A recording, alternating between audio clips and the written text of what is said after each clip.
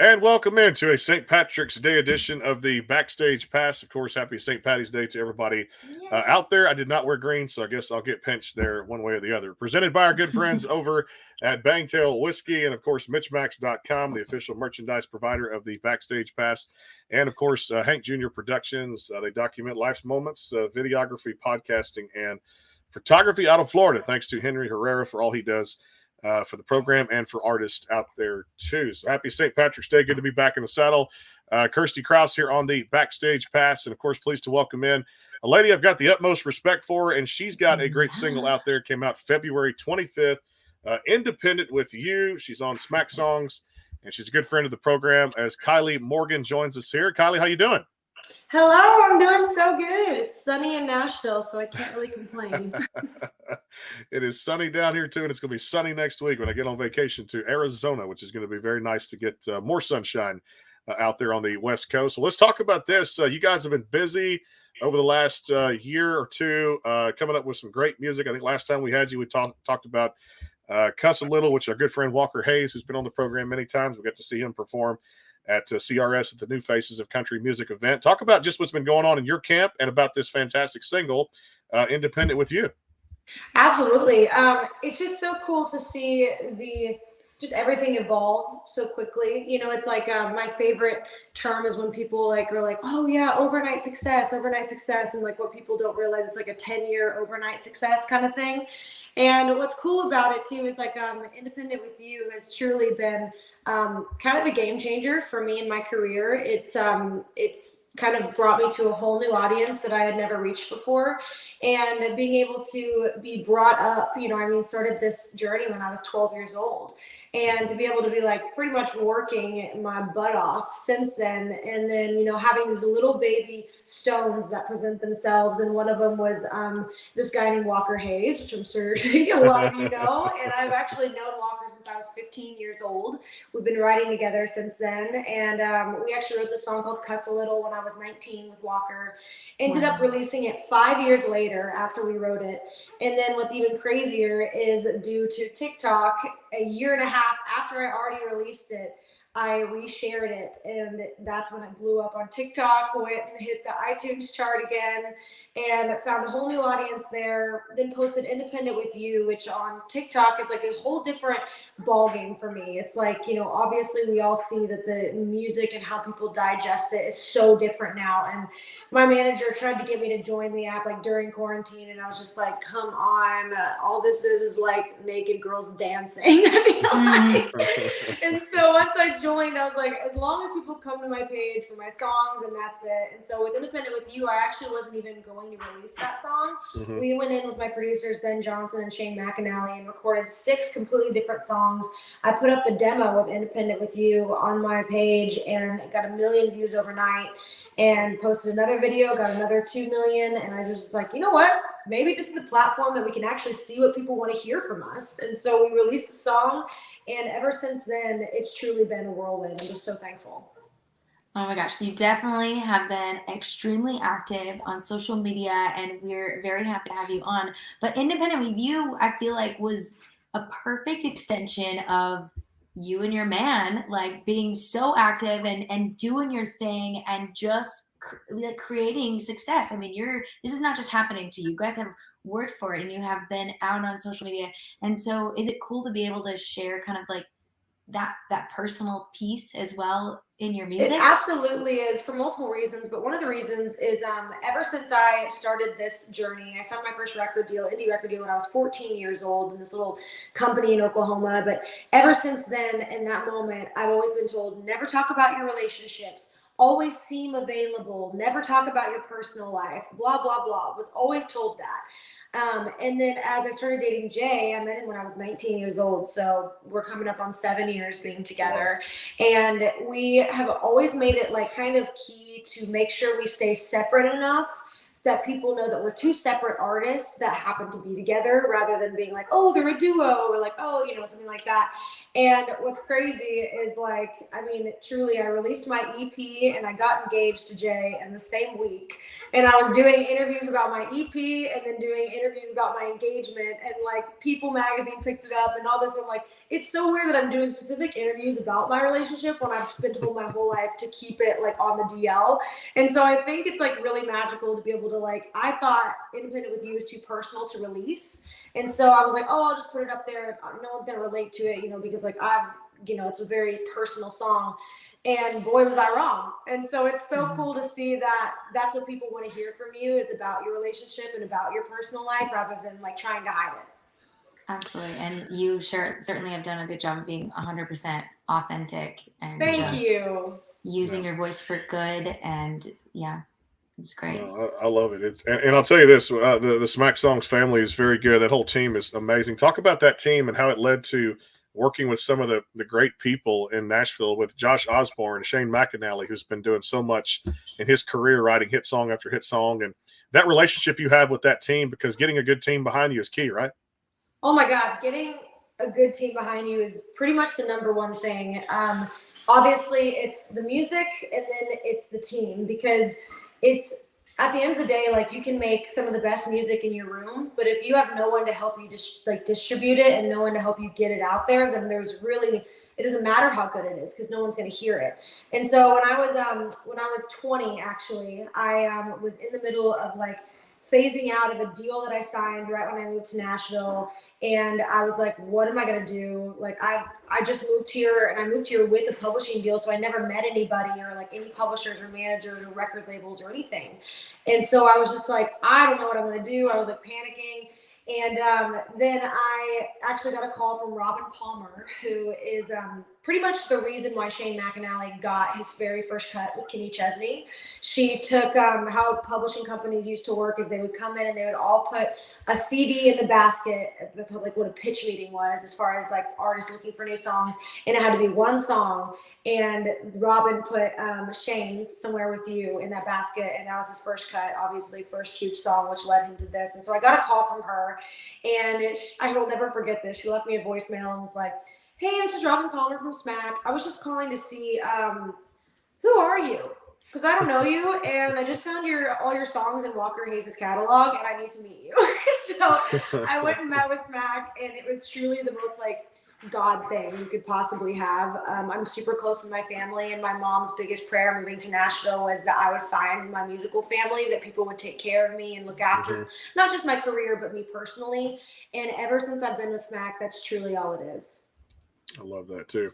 Hey, your EP came out last year. I love it. The Love Kylie EP. Talk about I Only Date Cowboys. We may have brought this up last time on the show, but that particular song, and there was 6 songs on there that really got out to the fans. Amazing music. I know you work with a lot of great people, Shane McAnally on the record too. At the same time, you co-wrote all 6 songs. Was that correct? Yes. So I was the weird girl, like, since I was 10, who just like would write songs in my bedroom after school about things I was going through. And until I started playing guitar at 12, like, none of them ever made sense. There was like 6 choruses and like 8 different melodies, and like none of it was put together. But as soon as I picked up my little pink guitar for the first time at 12 years old, that's when all the pieces kind of went together. And now it's like even hard for me to even think about not writing a song, as far as like I'm not writing a song that I put out. I just have so many songs and so many like pieces of artwork that I've been creating over the past decade, and I've never put out a body of work until my EP Love Kylie last year. And so, I get so many questions in interviews, and people are like, oh, how many songs did you write until you got to choose 6 songs? And I'm like, well, however many songs I wrote in 10 years, because that's what it was. It was narrowing down 10 years of songs into 6 songs. And it was pretty magical, because I actually wrote I Only Date Cowboys with Jay.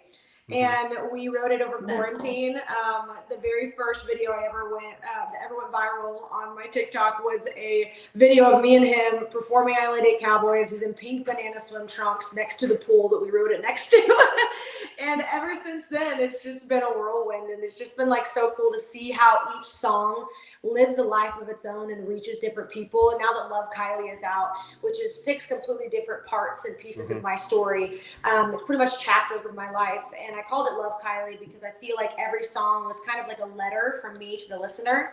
And I'm even more excited because now we are coming out with the follow-up EP, which is all the things I didn't get to say on the first record, and it's called PS. So it's just all the subject matters, all of the feelings that didn't get put on the first record. Sticking with like the letter theme, like in the title. Cool. So, okay, 10 years worth of material, and you narrowed it down to 6 songs. You kind of alluded to how you did that. You know, like TikTok helped, people's response helped, obviously the team that looks at that. So then you go back into the catalog, you're like, I have more to say. Where do you like walk us through the process of people that don't know, like the behind the scenes of like where you start when you pick songs? Are you like stressing at night, like listening to all your songs and being like, does this, you know, like what does that look like? Well, for me, it's like, it's hard, and I trust my team a lot because I'm so partial to my songs. It's like choosing between my song babies, you know, it's like, who do you want to send to college? Like, it's kind of the thing. And so truly for me, I really think about my live show. My live show is very, very important to me, especially as a female in country music. I want to be known for putting on a very high energy, fun live show. And that has a lot to do with what songs I choose to put out. Songs like Iron Lady Cowboys and songs like my song Shoulda, they are definitely the pieces of the puzzle that were made for my live show. And I want to be able to be like send people through an emotional roller coaster when it comes to especially like the body of work that I put out and coming into this next body of work. I never want 2 songs to either be about the same thing, have the same like feel, or be about the same subject. So that really helps me too, is like I have these boxes that I want to check as far as like my goal in life is to one day have a song for every single person, no matter what they're going through, no matter what they want to feel that day, whether they're, you know, when they roll their windows down and just like scream at the top of their lungs, or whether they're like having a really crappy day and just want to listen to a sad song, you know, whether they're going to a breakup or a love song. And so that really helps me too when it comes to subject matter, because that's always been a goal of mine when it comes to body of work. Oh my gosh, I love all the detail. And so speaking of like focusing on live shows, you have been a staple face every year for like the Key West Songwriters Festival and various festivals. You've been traveling a lot, doing lots of live shows. What are you excited for this year as far as going on tour? So we actually just finished my very first direct support tour with Nico Moon. And it was like 35 dates. I had the time of my life. Ever since I was little, I've begged my dad to buy an RV and just take us across the U.S. Little did I know I was foreshadowing what I would do as an adult. But I just love the road and I love performing. And what I'm even like, kind of like crazy to even think about is, speaking of Songwriters Festival, Jay and I played the Island Hopper Festival down in Fort Myers 3 years ago. And it was the first time we went down there, and we just fell in love with the people, fell in love with the venues. And we met this group of people that pretty much adopted us. And we go down there every Easter, like 3 or 4 times a year, stay with them. And now we're actually getting married down there this October. And so that's what's so cool about being on tour is like, I feel like we have different sets of family across the U.S. in so many different places. And everywhere we go, we can feel like it's home. I love that. You know, speaking of that tour theme, you mentioned Nico Moon, had him as a guest here on the show, but also for you, what's it been like to open for those upper echelon artists, Little Big Town and Maren Morris and things like that? And a lot of people say it's kind of like, you know, going back to school. We can always kind of feed off their show, do ours, maybe take some things that they do from their show to bring into ours for the future. What's that like being around? Did you get to write with Nico too? Yeah, did you get to write with him? Yeah. First of all, you're exactly right. I'm such a sponge. And so I want to like, first of all, I just love music and I love concerts. So like the fact that I get to like go to a concert and then like also work at the same time, I'm like, who did I con to be able to do this? Because it's a super fun job. But being able to like learn from these artists is so important to me because like, first of all, they're doing it. I mean, they figured it out. They're they're selling out, crowds are headlining, and that's what I want to be doing one day. So I'm like, what are they doing that I can implement? And also it's been cool because, you know, I've been fans of a lot of these artists first before I open up for them. So I'm like trying to like not fangirl like over here and then like try to keep it cool, but secretly I'm like, you know? So it's been pretty magical for multiple reasons, but going back to like just relationships with the artists, like Nico's wife, Anna Moon, both of them have just been so good to me throughout this whole tour. And we were absolutely like, as soon as this tour ends, we need to get together, we need to write together. And that leads to just so many different things. You know, I mean, who knows, we could have a song together out one day. We could truly, like, the possibilities are endless when it comes to relationships and other artists. Yeah, I did want to, being such a songwriter, I wanted to ask you, do you remember like the first song you ever wrote? Or like what it was about or the title? Oh yeah, are you ready for this hit song title? We're ready. Dreaming of You. Wow, what a great title, Kylie. My 12-year-old self just thought it was going to be on the Grammys. I love it. It was like 2 chords and it was like, lying on my bed, staring at the ceiling, can't explain the way I'm feeling. It was so bad. I love that you remember the title and like how it's on. That is great. That is great. All too well. I love it. Good stuff. We'll take a break here just a second. I want to ask you, coming back from the break, a lot of media attention, no doubt, from just several outlets, SiriusXM, CMT, and as artists to watch by those several different publications and just great things. We'll take a quick break here. It's Kylie Morgan. It is the Backstage Pass. Hang tight. Brandon, Kirsty, presented by our good friends at Bangtail Whiskey and MitchMacs.com. Hang tight. Coming back. More with Kylie Morgan here on the Backstage Pass. Stay tuned. The Bangtail pour is comprised of a sweet corn mash base. The front has a subtle sweetness and not too sharp. It has notes of a medium char or white oak for a smoky flavor in the middle, and the tail has a super smooth and warm finish.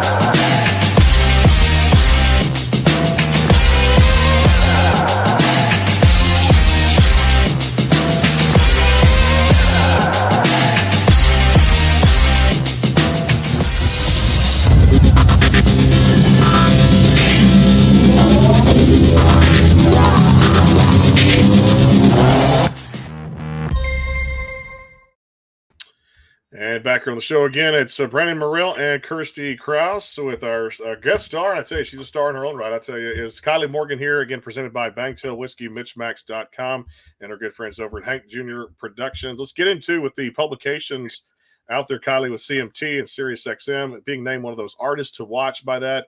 What kind of feelings and emotions go through you to just see your name come up in those various media outlets? I mean, truly, like when I found out that Cuss a Little was spinning on SiriusXM The Highway, I absolutely bawled for like 10 minutes.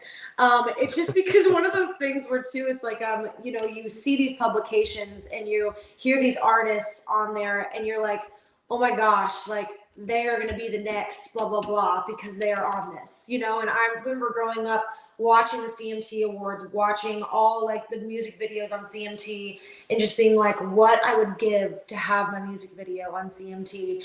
And I just like, what's so cool about this journey is like, there are so many bucket list moments that are like already happening.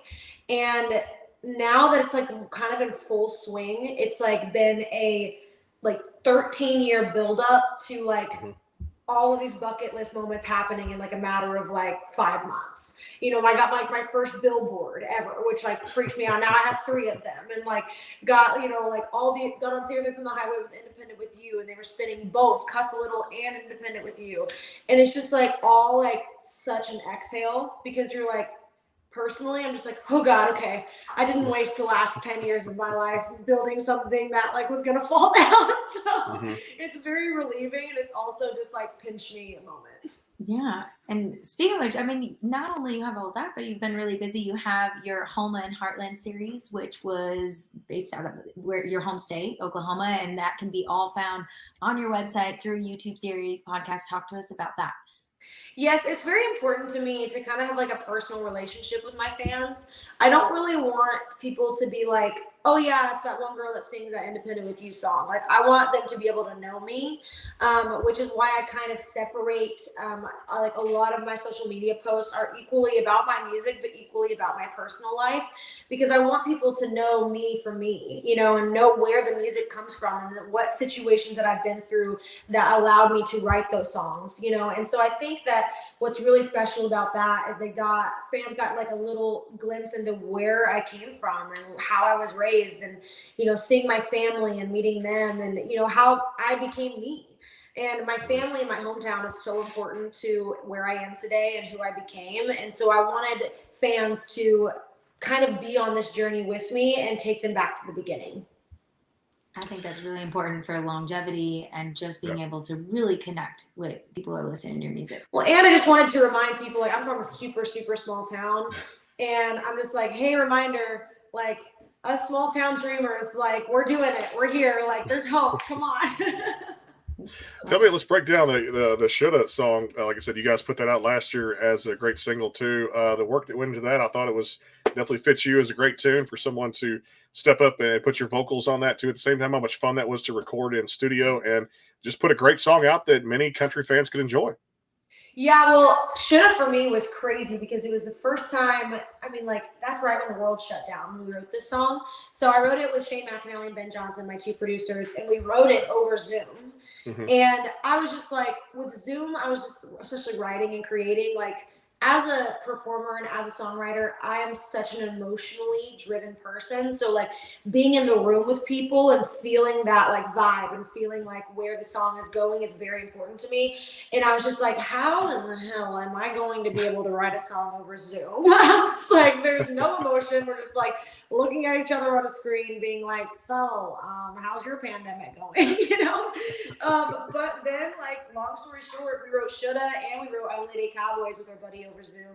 And I was like, well, hope is not lost. And what's fun about those two especially is like those are very key components in my live show. And to be able to like be out on tour and give people a song to just like jam to and like shake their head, shake their hips, it makes me so happy because especially like when it comes to my live show, I want people to like be on an emotional roller coaster, of course. Like I want to send them pretty much through a movie. I want to make them laugh. I want to make them cry. I want to make them dance. But the dancing is number one priority for me. And that's what Kirsty was talking about with those live shows coming back to. And I want to ask you about kind of what's next, all those projects that you guys are working on. I'm sure there's a new set of tunes that's kind of set aside. Are you looking for another? Yes. You mentioned the PS coming out too as well. Is there anything, drop dates that you guys can say, hey, we're looking at a certain month or day, or just kind of tied up in a bow? Or so that changes daily, sadly, with everything. But I will say we are heading back out on radio tours starting in May. And I think that, because long story short, I did a whole radio tour, like for my song Break Things that I put out during the pandemic. Took 8 months to just like travel, meet people, be like, hi, my name's Kylie. I hope you like me. Like it's kind of what it is. And I, first of all, had a blast. I got to travel, I got to meet people, and I got to play music. So all of my 3 tiers were very, very content. But then the pandemic happened, and so we kind of pulled back for a while. And so now we are back into full swing of things. And especially with all the fire that organically happened behind Independent With You, now it's kind of just like in an even better space, which, you know, obviously I was so heartbroken to find out after I did this whole radio tour that we weren't going to country radio with this song.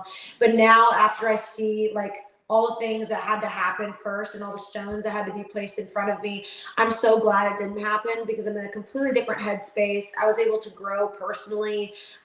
Jay and I were able to grow, and I can see looking back on why I had to take those 2 years. And I feel like I'm finally ready for it. So we're going to radio this year. I'm so excited. We're putting out PS, and we have a lot of surprises up our sleeves. So I'm pretty stoked. Awesome. I'll tell you, okay, well, I have a girl question. Go for it. I have a girl. Okay. So you always are so fashionable. wherever, what event you're at, is there like a team that you work with? Is there a specific boutique that you love? Like, So I have a few people that I work with, but mostly it's me, as far as like, especially on the day-to-day events and things like that. But I have a couple people that are kind of my prime people that I turn to. Actually, there's this boutique called Lila and Lavender that I absolutely love. I'm actually wearing them right now. Nice. So plug here. And then I also have this beautiful friend named Kelly who owns this agency called Bluff Agency. And crazy enough, she actually she actually grew up with Jay, and we started working together on all of my on when I went on tour with Nico Moon on the Good Time tour on a complete collection for stage, and we came up with the Mermaid Cowgirl collection, which if you look back at all of the photos and all of the videos, they are all custom pieces from Kelly, and they are completely like redone, thrifted items that she completely made into my own. So it was so cool to be able to work with her on that. And I just love fashion in general. I love being on Pinterest and getting ideas, and just like, that's kind of like what I love to do. So being able to involve other people is pretty spectacular, and collabing with people. That's really cool. I'm gonna have to go back and check out some of those outfits that you'd be wearing on tour. That's amazing. Yeah, it's fun. Amazing. It's fun. You know, I love the story where you told me last time you began writing songs at the age of 12, and it's amazing. I can think about doing some stuff outside playing ball, and I never picked up a pen and paper and just said, I'm going to start writing music. It's not something that was in my genes, I guess, at the time. For you, kind of what's the best part for you, kind of that key concept of coming up with a good tune? Well, see, I was one of those weird kids that like, I never really, my head was just always somewhere else. And that kind of affected me sometimes in a negative way. I was bullied a lot as a kid, just from girls. And that's why I put out my very first single I put out through Universal was a song called Boys Girl. And it was about me growing up with, I pretty much had like this group of dudes that were my brothers, and that was the kind of group of people that are my ride or dies that like I still talk to this day. And it's just so nice to be able to see, like, especially looking back on the songs that I release and this future songs that I'll release, it's cool to think about the fact that like it truly either was a situation that I went through, it was like an autobiography like Cuss a Little, or it was something one of my friends have gone through. All of my songs are never like not personal, if that makes sense. Yeah. So the first thing that like comes from when I release a song, or when I start to write a song, it's like, what am I going through right now? You know, like what feelings do I feel that I need to get out therapeutically? And that kind of is the leader as far as just like when it comes to the subject of my songs. I love that too. It's a great way to put it too. And like I said, be authentic and kind of write what you know, and going through it too. A lot of people say it has to happen for us to be able to create a song out of it. We'll do one final timeout here. It is the Backstage Pass, a word from Bangtail Whiskey and our good friends over at MitchMacs. We'll come back and talk more with Kylie here, do a little rapid fire, have a little fun with that, as it's the last show until March 28th. We'll take a little break here and enjoy it, and take some much needed vacation time for Kirsty, myself, and the entire team. We'll come back after a word from Bangtail Whiskey. Stay tuned. The Bangtail pour is comprised of a sweet corn mash base. The front has a subtle sweetness and not too sharp. It has notes of a medium char or white oak for a smoky flavor in the middle, and the tail has a super smooth and warm finish.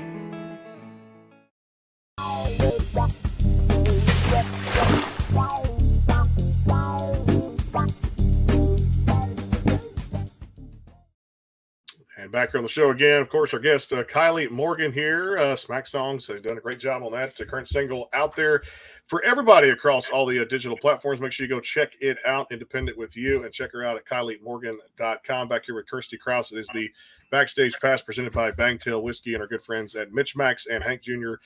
Productions. Let's do a little rapid fire. I'm going to get with this. Just so much has gone on in these last 2 years. It's been crazy. But is there something out there that when you're having one of those rough days, you say to yourself, man, I'm going to go home and either make or get takeout on this particular cuisine. This is my food, my go-to food. And what about a beverage? What's your kind of go-to beverage when you're having one of those rough days? So I am such a soup girl. I think it's like going back to when I was a child, and like I would be sick and my mom would give me chicken noodle soup. So like anytime I'm like just having a bad day, or I'm like hungover or like anything like that, I immediately get pho here in Nashville. Mm-hmm. And it's just like, I just feel like, I'm like, okay, this is everything I've ever wanted in a bowl of everything.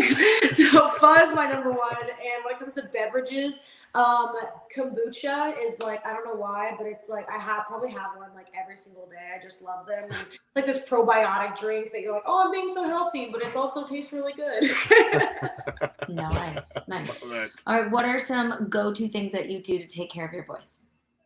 Man, I have been on that journey for a while, because truly, like, switching gears from writing to like being on tour, it's a little terrifying because you're consistently not only like doing interviews, singing, you're doing meet and greets at the concert, so you're pretty much like yelling, Constantly.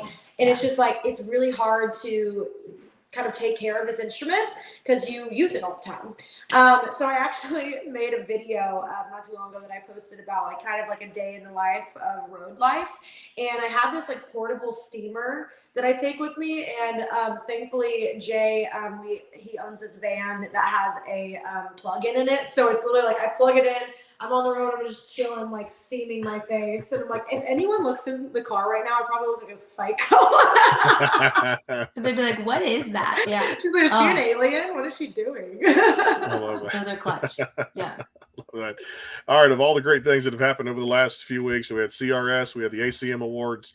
Is there a kind of go-to collaboration for you, whether it be write a song or step on the stage with an artist now? And you've done that for quite a few. I mean, opened and of course collaborated with them.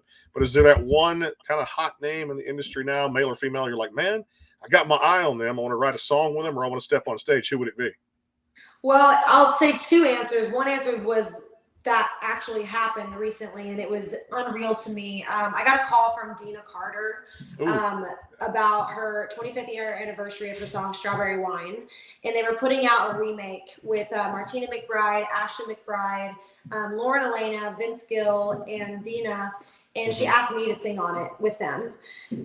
And I like passed away, like died, came back to life. And I was like, yeah, absolutely. So they just released that a few months ago, which is like pretty surreal because I play Strawberry Wine at my shows, and to be able to say, oh, by the way, you can hear this with my voice on it with her now, and have everyone sing the words back to me. Oh, yeah. It still freaks me out sometimes. It's like, I can't believe this happened. So that was pretty surreal, especially because it came out on my mom's 50th birthday. And so she was like, 25 years ago today, I was karaokeing this song in a bar, and now 25 years later, my daughter's on the remake. And so it was just such a cool moment, and I was just so thankful for it. But as far as future collaborations go, I'm a huge fan of Eric Church. We are actually signed to the same label, and I actually signed to EMI because they had Eric Church.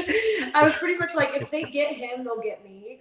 And so him along with Brothers Osborne, I just respect those guys so much. And I think that they have truly built such a beautiful platform that isn't just about like one thing, but they're like, you feel like you know who they are. And that's what I love about that. Love that. Nice. All right, what is your go-to thing to do outside of music when you just are trying to like do you and have some you time outside of work? So, fun fact, I'm actually I'm a yoga instructor, and I got certified 5 years ago before things were going to get crazy. And yoga is truly my mental escape. Long story short, I got really sick for a while when I was I think I was 20, and I was sick for about a year, in and out of doctor's offices. I was 10 pounds lighter than I am right now. I was just like ill. And the only thing that would ever make me feel better was doing yoga. It just like helped me mentally escape. It helped me physically. And that's when I really dove in and decided that I wanted to take it further, because typical A-type personality can't have a hobby. Of course, I have to make it part of my job. So I went and got certified and just learned more about it. And it's been so cool to implement music and yoga. And I'm actually in the middle of in the beginning baby stages of actually putting on my own festival. That's a health and wellness music festival. Oh, wow. So it'll be all health and wellness during the day with different like pop-ups and workshops and workout classes and all that. And then it'll turn into a music festival at night. And so we're in very baby stages, but that is like definitely on my bucket list for either this year or next year. That is I love amazing. that. And please keep us in mind for media coverage, all the things. We'd love to come Duh. get tickets and we'll come to your festival. We would definitely be there. She Put you said, guys "Duh." on. I was like, I love that. It flattered I me can't right wait there to We're too. Brandon all about Jordan. everything that you just said. Yeah, we we're are all- about that. So we'll be there. All about- She knows we've been big fans for the last 2 years, ever since Absolutely. Coastal Little and before that. So I love that flattery right there. She's like, "Duh, you come out anytime you want." It's Love all- it. I love that. Hey, let's talk about this. When it comes to your favorite sweet treat, I guess ice cream, whatever it may be, what do you like to go to for a sweet treat? I am a chocolate person. So I'm I'm not much of a sweet person as far as I would rather have a giant glass of wine than a piece of cake. That's kind of where I spend my extra calories. Mhm. But if I do have a sweet tooth, it's always chocolate, whether it's chocolate covered almonds. I went and bought pudding randomly last night at Kroger. I don't know, I was craving pudding. So it's all things chocolate. I'm on board. I love it. Love that good stuff. You got one final one? Yeah, I can. Okay, so what is one state that you haven't been to yet? I have not been to Maine yet. Maine? Okay. Yeah, and I really want to go. I heard it's beautiful, and so I'm kind of hoping with Radio Tour, I'm like, hey guys, Yeah. book me in Maine. Let's get to Maine. Let's make a trip. Let's go. Good Yeah, trip. love it. Let's get out of here, no doubt too. Well, I tell you what, you're always welcome back here on the platform. Nice. Keep us posted on the second version of it. PS is coming out too as well with the drop date TBA, which is going to be out there, and we can't wait to hear about that too. Congrats on the EP and the single Independent with You, and be sure and check her out at KylieMorgan.com. You see her name there, Kylie. Make sure you spell that correctly, or it's going to send you to some other website. We don't want that. Once you go into the correct one at KylieMorgan.com. Hey, thanks so much for being a great friend of the program, and you're always welcome back, and always I hope you had a great time, no doubt. Well, thank you so much for giving us artists a platform to just talk about our music and continue to get the word out there. We truly wouldn't be doing what we're doing without you guys. So thank you guys so much. You got it. And say hi to Jay Forrest, no doubt. And, of course, have a great weekend coming up. We're off for about 10 days here on the Backstage Pass. We'll come back March 28th. Our guest, David Nail, Nashville recording artist, and, of course, having Abby Anderson and a whole lot more coming up over the next few weeks for some great artists out there in country music. For Kirsty and the entire team, thanks to Bangtail Whiskey, MitchMacs and Hank Jr. Productions. We'll see you guys on the other side. And, again, happy St. Patrick's Day. We'll see you soon. Have a great night.